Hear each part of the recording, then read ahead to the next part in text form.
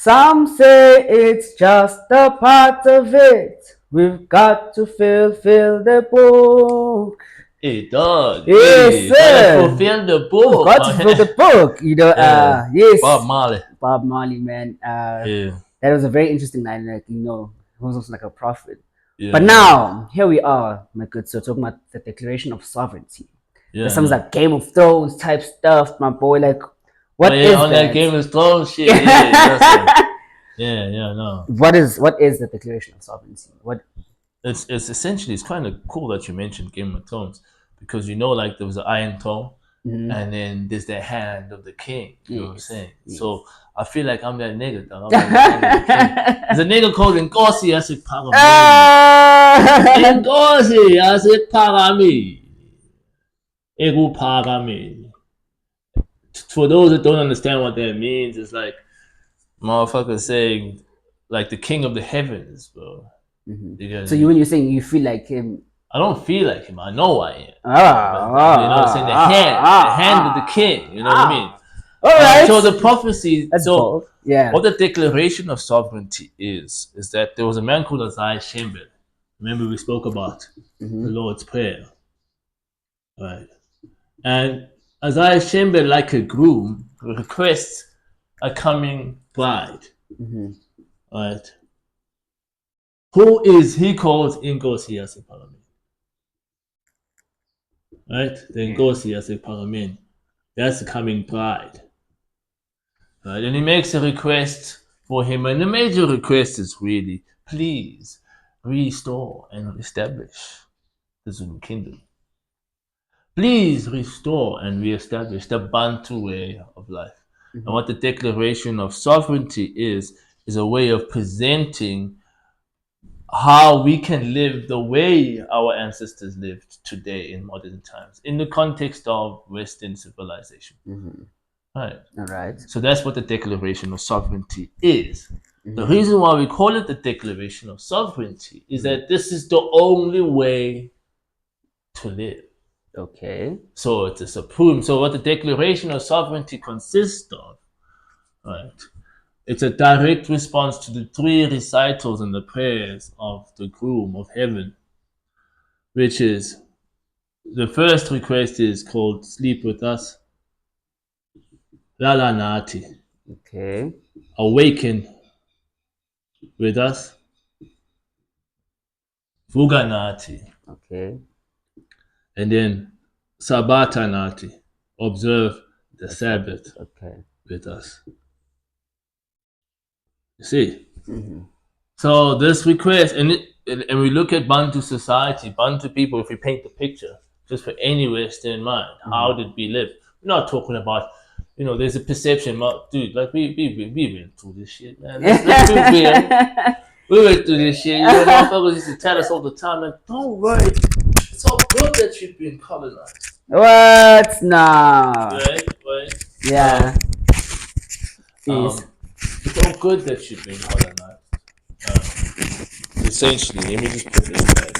Alright, no problem. Do your thing. Alright. Yeah. It's all good that you've been colonized, Otherwise, you'd be running around in, goat skin by now. You wouldn't have any Facebook. You know what I mean? So I get that a lot.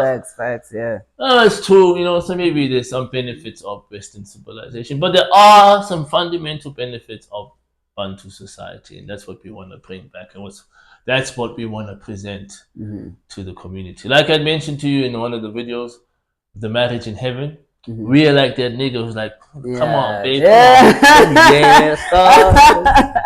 I fuck with you, you know what I'm saying? So this is all about us trying to be, people mustn't get it twisted. This is not about, I think one of my personal friends, I went to high school with, made an accusation and said, dude, you're being racial now. You're racializing this when I talk about the Bantu way of life. I'm like, no, it's not about being racial. It's about literally saying, hey, I see some values that may be useful, in our society to today. But whether you're black, white, Indian, and all I'm trying to do is like, yo, niggas, fuck with me. You know what I'm saying? Yeah. So in these requests to the pride, there's something called the supreme supreme. So there's no other. That's a claim. So that's for the reader and the person listening, and to any member of humanity to discern and make the judgment for themselves. What we're requesting, the Declaration of Sovereignty, the Declaration, that people at the end of the day ratify it.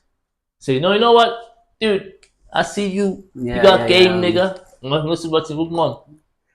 I believe so. Yeah, I know. I can fuck with that. You know what I'm saying? That's what we're looking to see. Yes. So the supreme moral authority. Right. Yeah. So the idea with Bantu society, we didn't have, like right now, there's so many laws for everything and acts for every aspect of our lives. Bantu people never lived like that. Yeah. We kind of created the rules and the customs as we go, as we need to. Right. So that's the moral authority. Morality is put back in the hands of the people. Yes. The law is in their hearts, as it's saying in the Bible scriptures. Like, they will have the law. God's chosen and God's people have the law written in their hearts. You don't have to present the whole act, go to clause. Yeah. You know what I mean? Not disregarding the law, right? But we're giving people the tools to become morally upright or something. Morally upright and be the law to themselves. So this is all presented to the public, and we'll see how many motherfuckers. Right. Now there's something called the Supreme Life Mandate.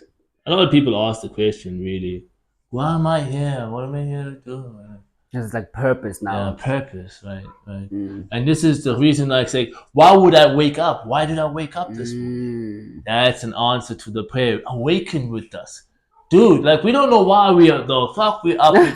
We're awake now, dude. Like, come through with us, and you know. So this is a prayer to the coming ghost. It's like, one day, sleep with us, awaken with us, and be with us. So essentially, it's like, dude, come be with us, and when you come, we have these issues. So like, why am I awake? So the Supreme Life Mandate will be disclosed, and that is essentially, in summary, is really to promote life. And in all our activities, become creators of life, because that's who we actually are, creators of life. You know, right? So that's the Supreme Life Mandate. Will be disclosed. Nice. That's really interesting, right? This is as simple as that, right? It's weird. I'm the creator of life. You know, I'm the custodian of life itself, and why am I here? To enjoy and continue in the process of creating life as far and as wide as possible. Yes. Right. So that's disclosed in the Supreme Life Mandate. So we see, like, again, like a nigga. No, niggas fuck with us, dog. You see what I'm saying? Yeah.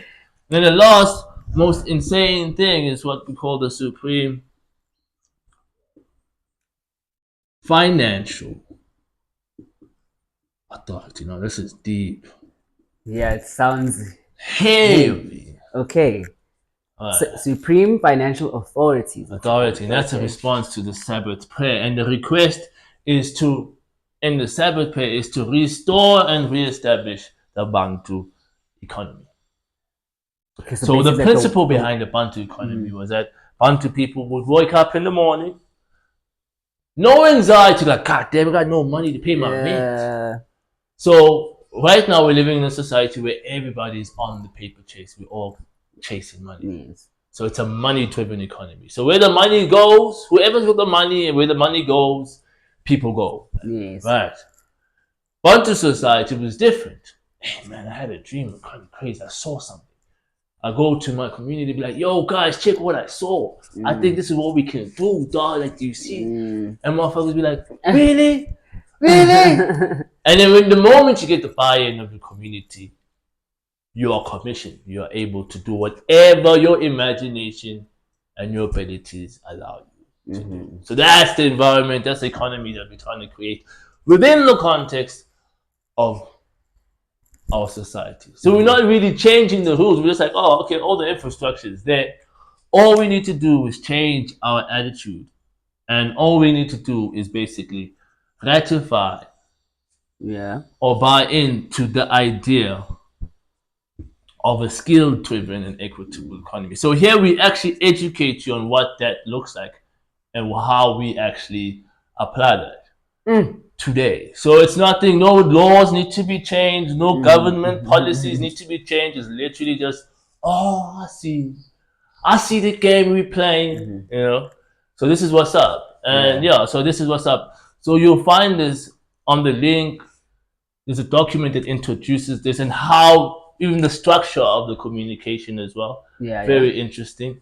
I would like to dive into that. I mean, sounds very, especially like the last two parts, the last two teachings. The financial authority. I mean, because obviously, it's like you're saying, in most cases, most of us want to probably jump to the financial authority part. But with that being said, you know, with the tool put in place, I guess you get to see what you're talking about. Precisely. So we're willing to demonstrate as well. We're not just talking theory, guys. Yes, right? yes. So, but we need the theory so you guys have some awareness of like, oh, that's what we're doing, right? Yes. All right. Awesome. Jolly good, man. Sweet, man. Catch up with you later. All right.